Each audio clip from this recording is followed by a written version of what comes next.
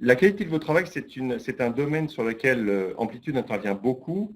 Je vous rappelle par exemple 2 dernières webconférences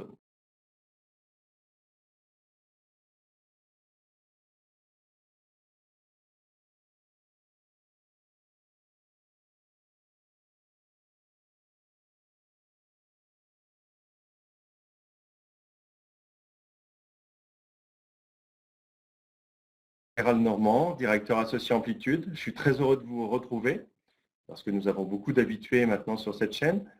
Je suis heureux de vous trouver aussi si c'est pour la toute première fois, votre première connexion.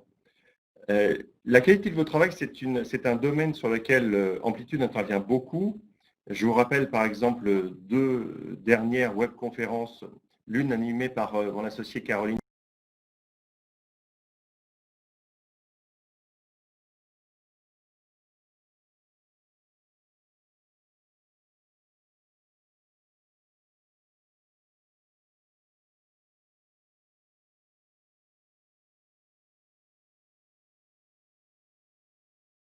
Gérald Normand, directeur associé Amplitude. Je suis très heureux de vous retrouver parce que nous avons beaucoup d'habitués maintenant sur cette chaîne.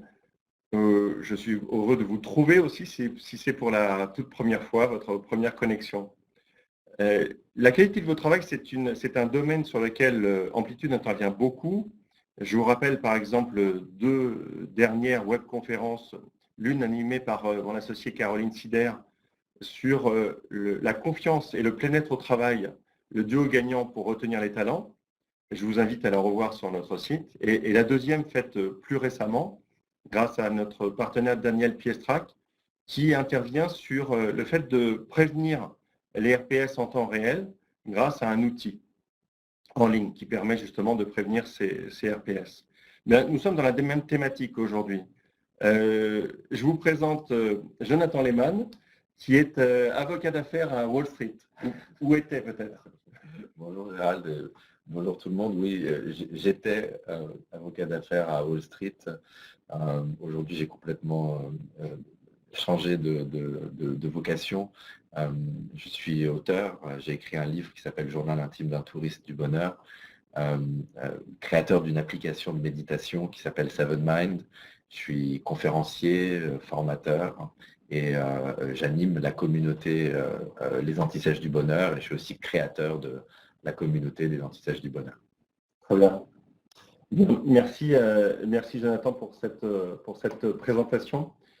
Juste avant de laisser la parole à Jonathan et pourquoi je l'ai fait venir aujourd'hui, je souhaite revenir sur quelques états des lieux, j'allais dire, sur une qualité de vie au travail qui se dégrade, même si nous avons des entreprises que nous accompagnons qui ont mis beaucoup de choses en place pour améliorer cette qualité de vie au travail. On observe quand même une dégradation à plusieurs niveaux. On a une augmentation du stress, on a des burn-out en hausse dans tous les domaines, dans toutes les activités. On a une difficulté à convenablement gérer ses priorités. Aujourd'hui, on fait le culte de l'urgence, on hyper-valorise l'urgence, tout est urgent, et la proactivité ou l'anticipation, par exemple, n'est pas reconnue ou très peu. On peut même avoir un manager qui est proactif et qui passe pour quelqu'un qui n'a rien à faire dans son activité, donc qui ne produit pas. On a aussi une difficulté avec, bien sûr, la connexion. On est tous équipés de smartphones et d'une boîte Outlook qui parfois est ouverte en permanence.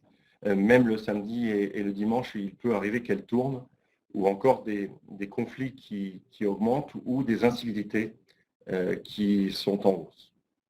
Donc ça, c'est sur le constat que ce n'est pas gagné en matière de qualité de vie au travail.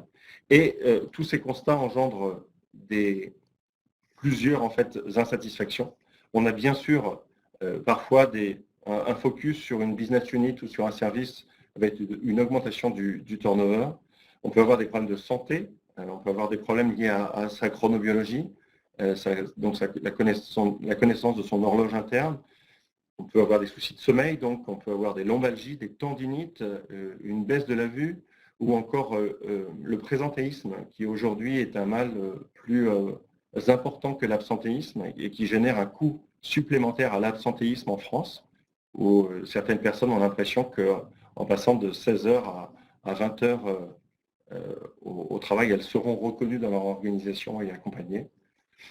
On a bien sûr aussi, ça engendre bien sûr des soucis de démotivation ou encore une augmentation du taux d'erreur ou des accidents du travail ou des endormissements sur la route, par exemple. Par tout simplement moins d'attention, on n'est pas dedans, en fait, par rapport à son travail. Et ces causes, en fait, elles ont deux principaux grands facteurs. On a d'abord des facteurs macro, ce sont les évolutions dont je viens de parler. On a des évolutions technologiques qui vont amplifier, en fait, le fait d'abîmer la qualité de vie au travail. On a des évolutions aussi culturelles, notamment, je le disais, sur le fait qu'aujourd'hui, on a une prédominance, ou en tout cas, on donne la part belle aux urgences et on ne valorise pas assez la proactivité et l'anticipation. Et les évolutions économiques, bien sûr, puisque vous êtes confronté à une rude concurrence et vous devez y faire face, vous devez innover, vous devez accélérer le mouvement, accélérer les transformations que vous menez actuellement pour faire face justement à ces enjeux économiques. Ça, ce sont les facteurs macro. Et ça, effectivement, nous, Amplitude, on travaille beaucoup sur ce sujet-là. Et j'ai convié aujourd'hui Jonathan pour nous parler justement des facteurs micro qui sont liés notamment à notre mental. Ouais. Tu peux nous en dire plus là-dessus? Oui, absolument. Merci Gérald. Je crois que le tableau que tu peins de la baisse de la qualité de vie au travail reflète plus généralement un tableau d'une plus grande difficulté en général, même dans la société, à trouver le bonheur. Il y avait Hélène B qui a posé une question là sur le chat pour demander les sources de l'état des lieux. Et, il y a des statistiques sur le nombre de dépressions qui n'a jamais été aussi haut, sur l'âge moyen de la dépression qui n'arrête pas de baisser, sur les consommations d'antidépresseurs, sur le nombre de suicides. Et effectivement, on se trouve face à un paradoxe qui est que en tant qu'espèce, on n'a jamais eu une espérance de vie aussi importante, autant accès à du divertissement et à des richesses, mais que pourtant on semble être la génération qui a la plus malheureuse de l'histoire de l'humanité. Et il y a ce gros paradoxe. Et en fait, il y a une nouvelle discipline aujourd'hui qu'on appelle la science du bonheur, avec des études scientifiques qui sont menées notamment dans les champs de la psychologie positive, de la psychologie cognitive. Et ce qu'on a découvert récemment, et ce qu'on sait aujourd'hui de sources sûres, c'est que l'idée ancienne qu'il fallait réussir pour être heureux est fausse. Ce qu'on sait aujourd'hui, c'est qu'il faut être heureux pour réussir. Et être heureux, ça veut dire avant tout savoir gérer ses pensées et ses émotions, savoir gérer son monde intérieur. Les circonstances extérieures sont très importantes parce qu'elles viennent nous affecter, mais la manière dont on va réagir à ces circonstances extérieures, qui dépend en fait de la manière dont on gère son mental et ses émotions, est vraiment la chose la plus importante pour augmenter son bonheur et augmenter sa qualité de vie, que ce soit en dehors du travail, mais évidemment aussi au travail. On est capable de changer ça. On est complètement capable de changer ça, absolument.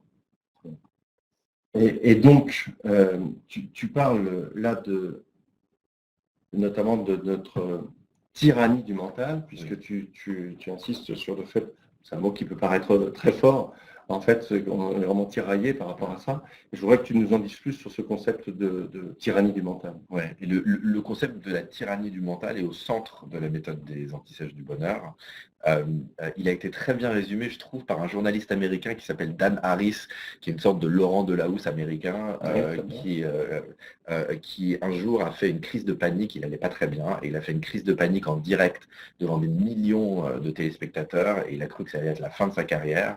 Il a fait un très long break dans lequel il a découvert la méditation, et il a écrit un livre sur ça, qu'il a appelé comment je suis devenu 10% plus heureux. Comment je suis devenu 10% plus heureux. Mais ce qu'il dit dans la préface, et ça évoque bien ce concept de la tyrannie du mental, c'est qu'il aurait aimé appeler ce livre, et excusez-moi pour la vulgarité, mais ce sont ces mots, la voix dans ma tête est une connasse. Et en fait, c'est ça l'idée de la tyrannie du mental, c'est qu'on a tous dans la tête une voix qui nous parle sans cesse, qui nous crée plus de stress que nécessaire, plus d'angoisse, plus de frustration, qui nous emmène dans des conflits qui ne sont pas nécessaires. Et ça, c'est vraiment la tyrannie du mental. Et en fait, si on observe, on essaie d'étudier la tyrannie du mental, on peut voir qu'il y a deux grands axes à cette tyrannie. Le premier axe, c'est ce qu'on peut appeler la compulsivité du mental. Et le deuxième axe, c'est ce qu'on peut appeler la négativité du mental. La compulsivité du mental, c'est quoi? C'est le fait qu'on a tous des dizaines de milliers de pensées par jour. Il n'y a pas tout le temps. Il n'y a pas de bouton off sur le mental. Je crois qu'on a tous expérimenté ça, d'être en train d'écouter une conversation, mais de ne pas réussir à se concentrer, d'être en train de penser à autre chose. On est en train de faire une chose, on pense à autre chose. On voit un coucher de soleil magnifique, mais on est déjà en train de penser aux réservations du dîner ou alors au coucher de soleil de la veille.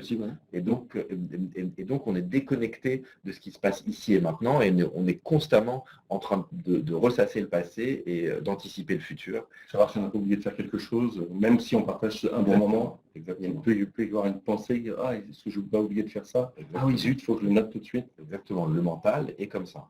Et c'est aussi ce qui peut empêcher de dormir parce que le mental ne s'arrête pas. Et puis la négativité du mental, c'est un phénomène neurologique qui s'appelle le biais de négativité. Le biais de négativité, ça dit quoi? Ça dit que la pensée négative voyage plus rapidement dans le cerveau et pèse plus lourd que la pensée positive.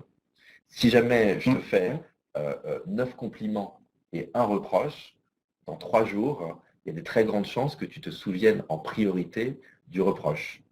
Mais je vais l'ancrer plus facilement. Il va s'ancrer plus facilement dans ta tête parce que c'est une information négative.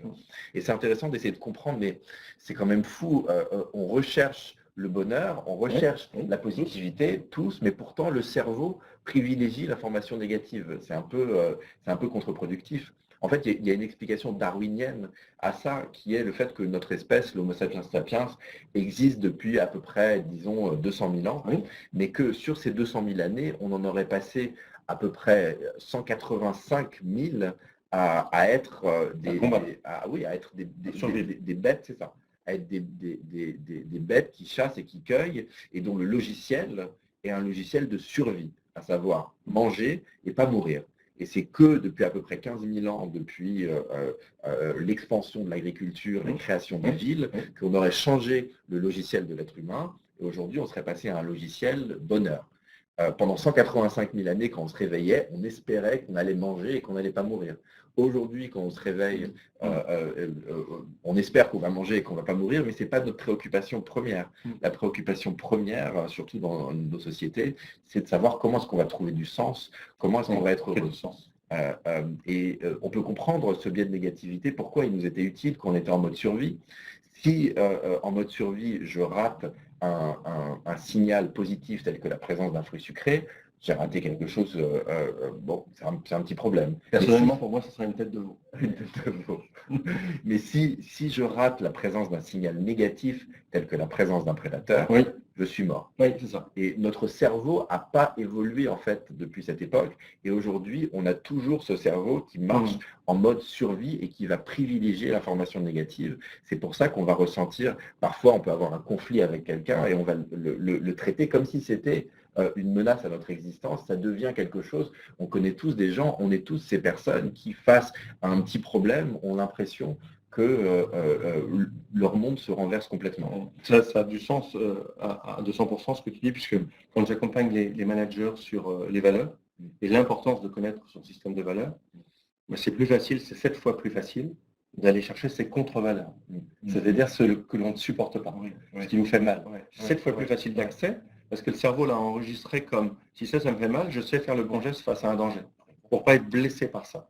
Et donc j'accède beaucoup plus facilement à mes contre-valeurs qu'à mes valeurs. C'est beaucoup plus difficile en fait. Exactement. Le cerveau est là pour nous aider à survivre, donc pour privilégier l'information négative. Et en fait, le cerveau, c'est une machine à régler des problèmes. Je ne connais pas les circonstances individuelles des personnes qui nous regardent aujourd'hui, mais il y a une chose que je sais pour sûr, c'est que toutes les personnes qui regardent, et toi et moi, on a tous un problème en ce moment.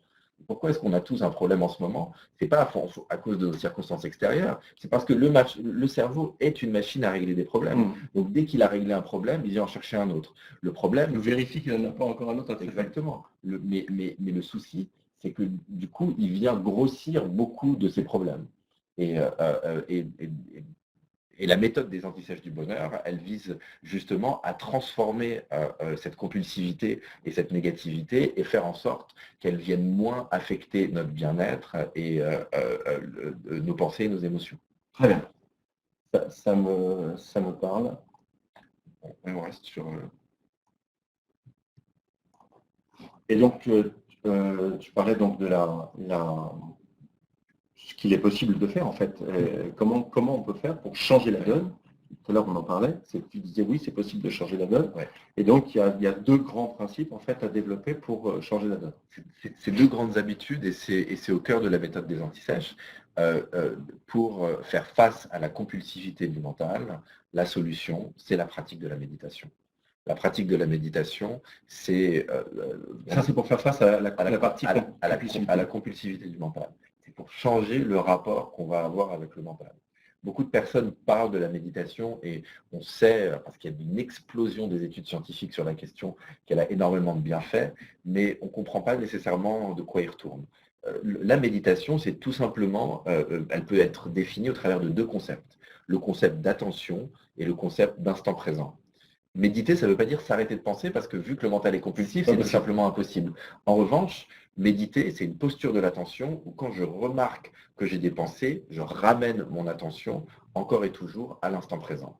Et de savoir ramener son attention à l'instant présent, c'est ce qui va nous permettre de renforcer l'attention, c'est ce qui va nous permettre de diminuer le stress, c'est ce qui va nous permettre de diminuer l'angoisse, c'est ce qui va nous permettre aussi de devenir plus productif et plus généralement d'être plus heureux. Le bonheur se situe principalement dans l'instant présent, alors que le mental nous parle incessamment du passé et du futur.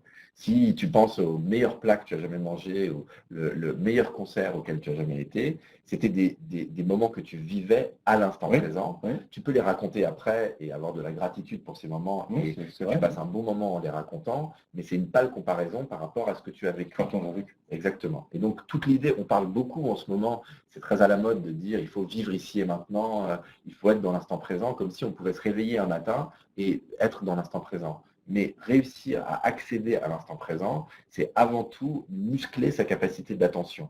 Et muscler sa capacité d'attention, ça demande une pratique de la méditation qui va remettre le mental, et on en parlera un petit peu plus tard, à sa place d'objet, plutôt que de le laisser faire le coup d'état permanent qu'il essaye de faire, où il prend les manettes et, exactement, et il nous emmène dans le stress, dans l'angoisse et dans la frustration. Ça, c'était donc pour la partie compulsivité. Pour la partie compulsivité. Et pour la partie négation, justement.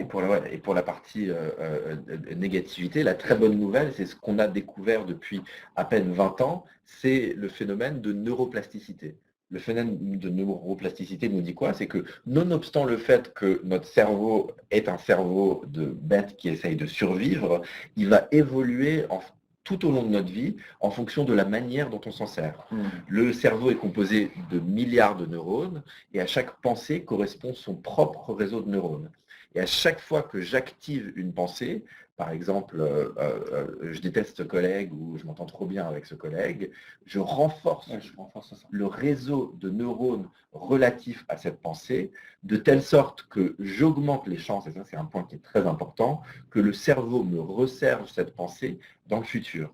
Autrement dit, il y a... Soit je vais de moins en moins m'entendre avec lui, pour reprendre ton exemple, oui.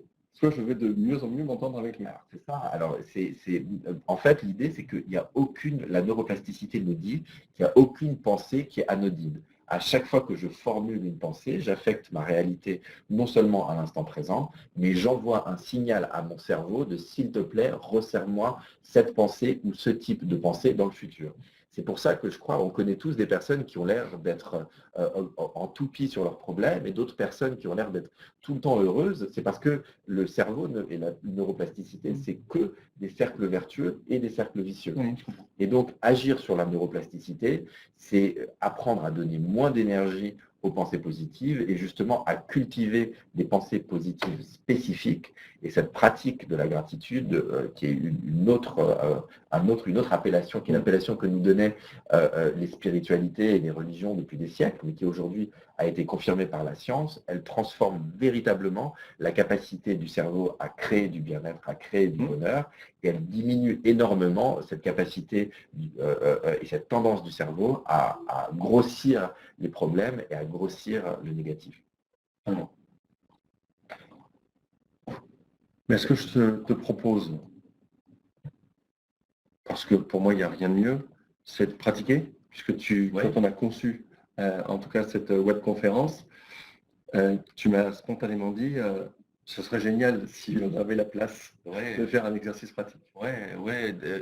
Si vous voulez bien, moi je vous propose de faire une mini méditation qui va durer 3 minutes pour évoquer le concept de l'identification au mental, qui est un des aspects clés de la thérapie du mental. Donc ce serait une mini méditation qui va durer 3 minutes et qu'ensuite je vais décortiquer. Et tu disais, l'objectif majeur, c'est de remettre le mental à sa place d'objet. C'est ça, c'est l'idée, et ça on va en parler quand on va décortiquer l'exercice, c'est comment est-ce que je change le rapport que j'entretiens avec mon mental. Comment est-ce qu'au lieu de le laisser être le sujet de mon existence, j'apprends à le remettre à sa place d'objet, à l'observer, à comprendre que parfois il crée des pensées qui sont utiles, mais parfois il crée des pensées qui sont toxiques. Un exemple que j'aime bien utiliser, je travaille beaucoup avec la société Decathlon dans leur siège à Lille, et je leur dis, quand vous rentrez dans un magasin Decathlon, sur les dizaines de milliers d'articles, il y en a combien qui sont adaptés pour vous?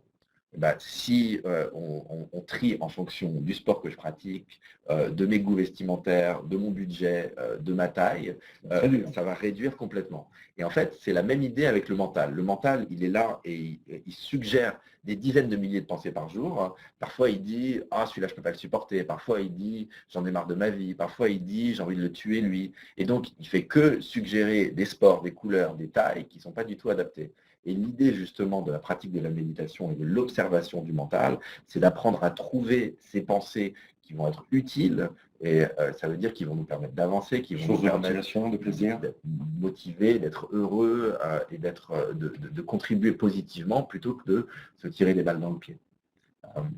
Donc, je te propose, d'accord, de connecter son prêt. Et tu vas être mon cobaye. Si vous voulez bien, pour ces 3 minutes, et je vais mettre un minuteur, vous asseoir de façon droite sans que ce soit inconfortable, avec les pieds fermement ancrés dans le sol. C'est fait. Et voilà, vous pouvez mettre les mains sur les cuisses, de façon à ne pas bouger du tout pendant à peu près 3 minutes. C'est bon. Et si vous voulez bien, je mets un minuteur, fermez les yeux afin de rentrer à l'intérieur de vous.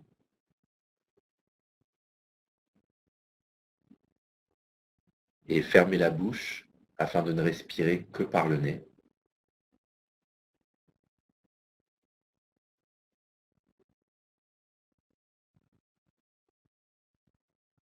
Et devenir complètement immobile. La seule chose qui bouge en vous est l'air qui entre et sort de vos narines.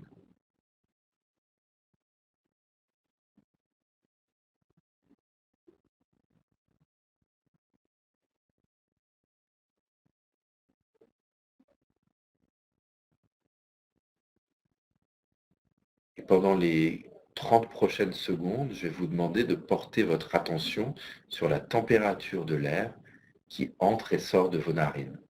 De remarquer comme l'air qui entre est plus frais que l'air qui ressort de vos narines. Et pendant ces 30 secondes, d'essayer de maintenir votre attention sur cette sensation de l'air qui entre et qui sort et sur la température. Et si jamais vous avez des pensées, c'est normal et c'est pas grave, et de ramener votre attention à cette température, à cette sensation de l'air quand vous remarquez les pensées, pendant 30 secondes à partir de maintenant.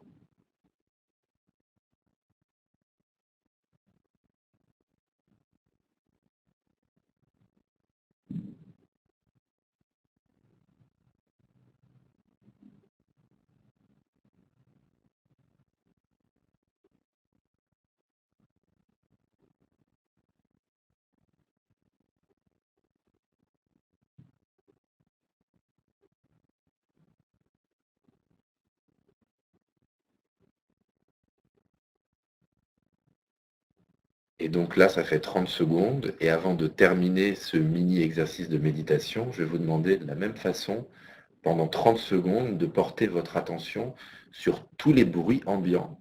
Et si jamais votre attention est captée par des pensées, de la même façon, de la ramener au bruit ambiant, à partir de maintenant.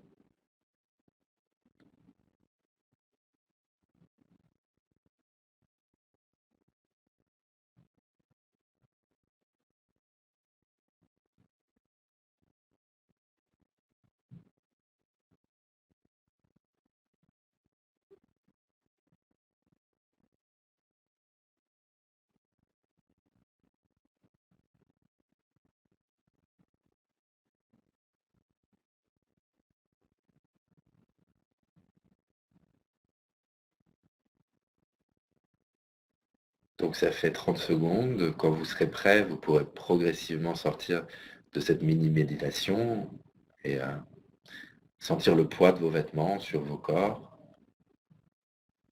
et ouvrir les yeux et voir toutes les couleurs autour de nous. J'espère qu'il y en a parmi vous qui ont fait l'exercice. Cet exercice, il est intéressant parce qu'il illustre l'identification au mental. Qu'est-ce qui se passe pendant cet exercice? Je demande de porter son attention sur la température de l'air froid, l'air chaud, tu l'as senti? Oui, okay. Et sur les bruits ambiants. Donc de porter son attention sur l'instant présent. Mais qu'est-ce qui se passe quand J'ai eu du mal à ne penser qu'à ça. Exactement, exactement. Ce qui se passe, c'est qu'il y a 3 étapes. Ça veut dire d'abord, tu portes ton attention sur la température de l'air ou sur les bruits ambiants. Oui. Étape 1. Oui. Étape 2, tu te mets à penser. Oui, il y a des pensées qui arrivent. Ouais. Et étape 3, mais tu te mets à penser au début sans t'en rendre compte. Et étape 3, tu te rends compte que tu es en train de penser. Tu te dis, ah non, c'est pas ça que je suis en train de faire. Je suis censé porter mon attention sur la température et sur les bruits. Et à ce moment-là, tu ramènes ton attention à la température et au bruit. Et donc, ce qui est très intéressant de comprendre là, c'est qu'il y a un moment, pendant cet exercice, où il n'y a pas de différence entre ma conscience, mon attention et mes pensées, puisque je pense sans me rendre compte que je pense. Et ça, c'est ce qui nous arrive la plupart du temps, la plupart de la journée. On est tellement habitué à penser, on est tellement identifié à notre mental qu'on ne se rend pas compte qu'on est en train de penser. Mais le moment d'après, je décolle ma conscience, je décolle mon attention de mon mental, j'observe que j'ai des pensées et je dis non mental, tu es gentil, mais là je suis en train de méditer, je suis en train de porter mon attention sur l'instant présent, donc je n'ai pas besoin de penser. Et donc c'est ce passage en fait du moment où je pense sans me rendre compte que je pense au moment où j'observe mes pensées qui est l'ingrédient clé de la méditation parce que c'est ça qui va nous permettre justement, là le mental est le sujet, puisque je ne me rends pas compte que je suis en train de penser et je le rends objet. Je décolle ma conscience. Et plus je fais ce travail, plus je vais être capable de voir les pensées toxiques, de voir les articles de sport qui ne sont pas à ma taille, qui ne sont pas pour mon sport et qui ne sont pas bonnes pour moi, et de favoriser justement les pensées qui vont me permettre de me développer, d'être plus heureux, de donner du bon autour de moi et de vivre la vie que j'ai véritablement envie de vivre. Merci pour ce moment de méditation. En conclusion, Jonathan, si tu viens de nous parler de l'exemple de ce que tu as fait chez Decathlon, ça. Oui. Tu as un autre exemple sur lequel tu vas intervenir prochainement pour nous dire comment tu vas pratiquer. Oui. Alors, en fait, il y a une matière qui est toujours la même des anti-stages du bonheur, qui est d'expliquer les principes théoriques et de partager des habitudes très concrètes et facilement applicables au quotidien, parce que ça passe avant tout par l'adoption de nouvelles habitudes qui prennent seulement quelques minutes par jour, pour transformer le mental tyrannique en outil de bonheur. Je fais des conférences, j'ai travaillé beaucoup avec Decathlon pour créer des trainings qui se passent en niveau 1 sur 3 jours, en niveau 2 sur 2 jours. Combien de personnes face à toi? Dans ces groupes-là, c'est une quinzaine de personnes pour le niveau 1, une douzaine de personnes pour le niveau 2. Et là, je vais aller en mai chez Haute-Savoie Habitat, où on va faire un format complètement différent. Ça va être une très grosse conférence, suivie d'ateliers avec une soixantaine de personnes. Et donc, ce qui est intéressant pour nous, avec cette approche au Anti-Stage du bonheur, c'est de voir que la matière est toujours la même, les principes théoriques, les habitudes sont les mêmes, mais qu'on peut les distiller de façon différente et flexible en fonction de la physionomie de notre interlocuteur. Les valeurs de l'entreprise. Et des valeurs de l'entreprise, et oui, absolument. Et aussi du calendrier et de la facilité ou non de réunir des petits groupes ou des gros groupes. Très bien. Je vous remercie infiniment pour cette nouvelle participation. Vous allez bientôt nous retrouver, où cette fois-ci nous allons parler de recrutement, puisqu'on vient de lancer une marque de recrutement. Nous faisons du recrutement depuis de très nombreuses années maintenant, mais Amplitude dispose d'une vraie valeur ajoutée différenciante sur le marché, et je vous donne rendez-vous le 14 mai pour en parler. Je vous souhaite une très belle journée, plein de choses très positives, que du bonheur. À très bientôt. Au revoir, merci. Au revoir.